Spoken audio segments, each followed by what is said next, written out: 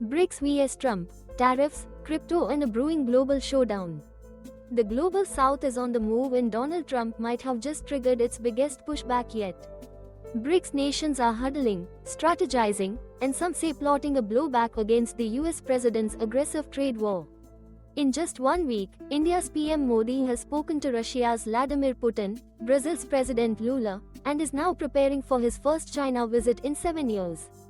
Trump has slapped a brutal 50% tariff on Indian and Brazilian goods, accused New Delhi of reselling Russian oil, and called India and Russia dead economies. Lula hit back, refusing to even call Trump for talks, vowing instead to use Brazil's BRICS presidency to rally the bloc. And it's not just India and Brazil, China and Russia are leaning in too, signaling a united front as BRICS expands to new members. At the same time, Trump has made a stunning U-turn on cryptocurrency. Once calling Bitcoin a scam, he's now pushing to make the US the world's crypto capital, creating a strategic Bitcoin reserve, allowing crypto in retirement accounts, and appointing pro-crypto officials.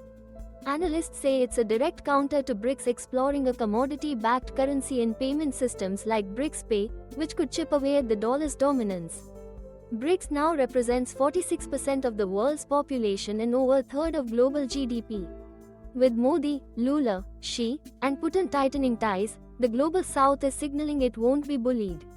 A multipolar world is emerging, and Trump's tariffs might just be speeding it up. One thing's clear: a BRICS blowback is brewing, and the next few months could reshape global power as we know it.